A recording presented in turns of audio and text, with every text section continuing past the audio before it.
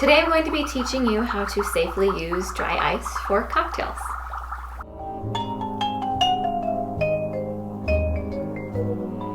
Hi, I'm Lacey from loungeandlibation.com, a website where I review luxury loungewear, lingerie, and share some of my favorite cocktail recipes. So today we are going to be handling dry ice. You are going to need some gloves. An oven mitt will do just fine as well. It's probably better with an oven mitt. And we're going to head outside now, and I'm going to show you how I break up this block of dry ice.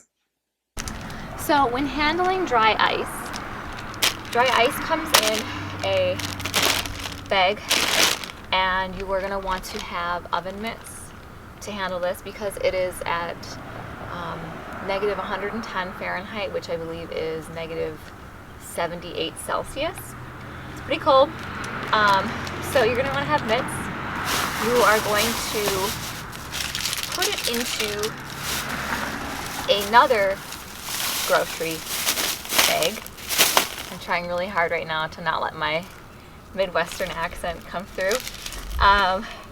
So it's in a bag. And then you're going to tie it shut here.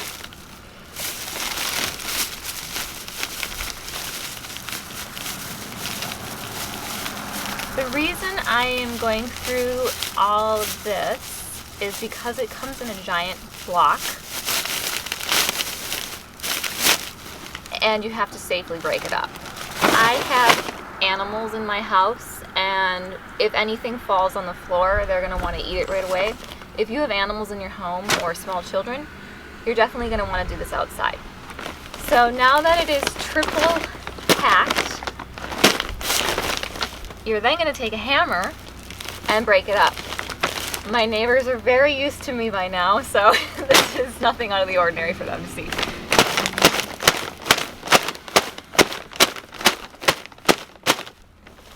Let's see how it looks. Alright, I can hear already that it's broken up pretty good.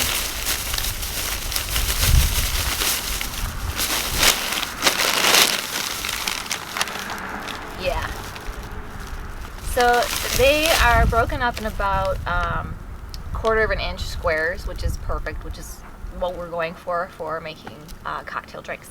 So I'm going to go ahead, put this back in. We're going to carry this upstairs, and then we're going to continue from here on.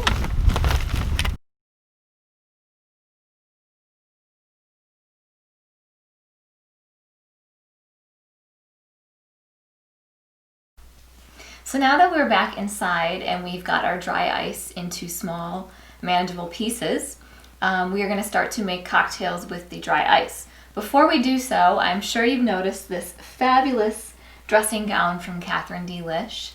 It's about 4 pounds of marabou feathers, a floor length of 75 inches, and it is purely for luxuriating and playing some sultry vixen in some 1940s noir style movie.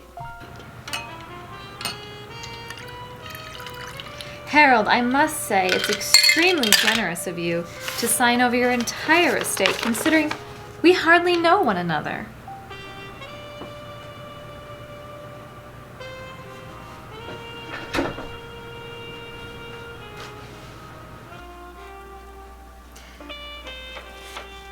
You've hardly touched your drink. It's unlike you to pace yourself.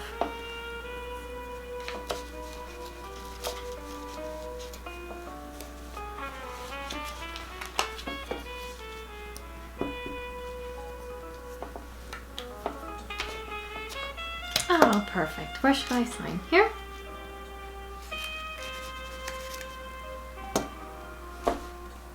Alright, so Halloween time for me, and for most people, is usually a pretty happy time.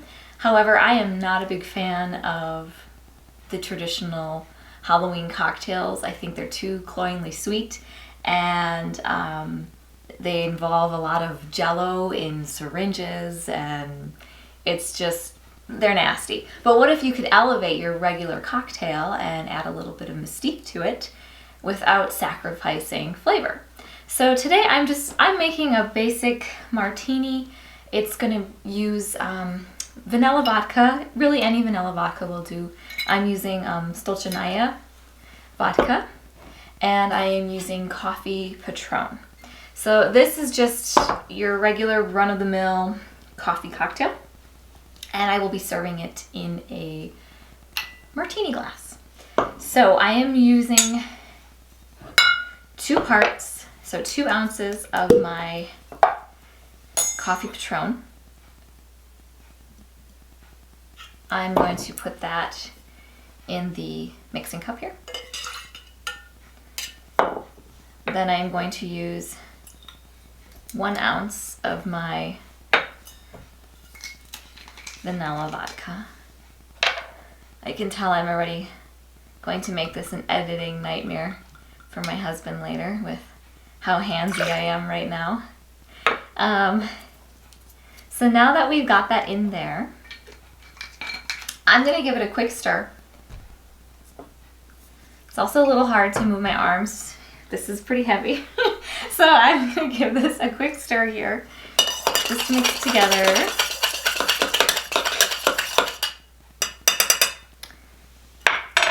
I am going to pour it into my martini glass. So, some things you may notice. There's quite a lot of space here because I want to make sure that there's room for my cube to go in there to create that boiling effect. It's just, dry ice is just frozen carbon dioxide. And I want to make sure that the smoke, the fumes, the vapors kind of gather at the top here to create that spooky effect that we are going for today. I am going to garnish with an apple. Apple has nothing to do with these other flavors. I am just simply kind of going for that Snow White poison apple kind of vibe here with Halloween just a few days away. I thought it would be kind of cool. All right, so you are definitely going to want to use tongs. Remember, as I had stated earlier in the page that I posted on my safety do's and don'ts, we are not touching dry ice with our bare hands at all, unless you don't value having fingers. Okay, so I am going to grab a relatively small piece. As you can see, it's already starting to evaporate. I'm going to drop it in, and we're going to see what happens.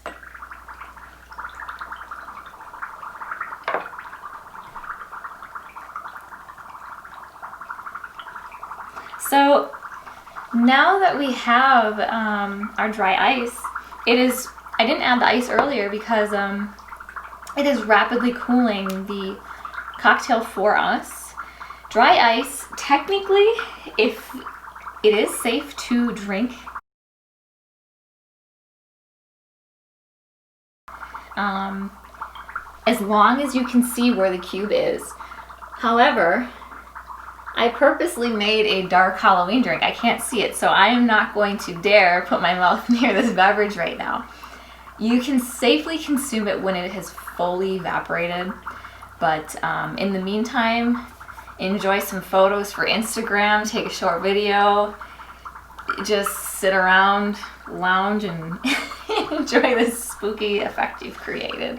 So I understand that dry ice can be kind of a freaky thing to want to give your guests, especially if you've got a drunk uncle that won't listen to you about when it's safe to drink the drink. Not everybody wants to wait until the vapors have completely evaporated, which takes roughly about 5 minutes, I would say.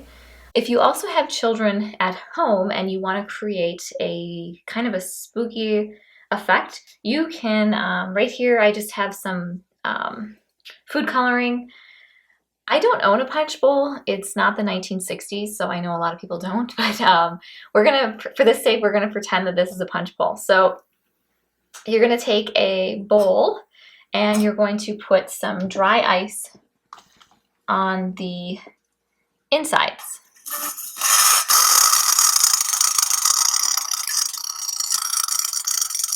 And it's gonna make noise, it's gonna jump around like that.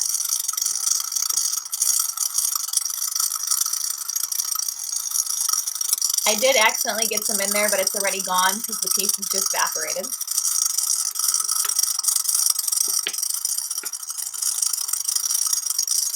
The reason it's making that noise is because there's different temperatures in here. So if you have your punch on the inside, you can then pour some warm water in between to create that effect as well. And like I said, I do not own a punch bowl, so I don't own a punch bowl scoop. I own a soup ladle. So you can then dip in to your punch and serve it into a glass safely without having to worry about killing your children or maiming any party guests. I hope you enjoyed today's video. Please make sure to refer to the description box below for a reminder on safety on how to handle dry ice. As always, be happy, be healthy, be well, and I hope you have a safe Halloween this year. Before I go, I'd like to give a quick shout out and happy birthday to my beautiful niece Emily and to my wonderful and funny cousin Ryan. Happy Halloween! Cheers!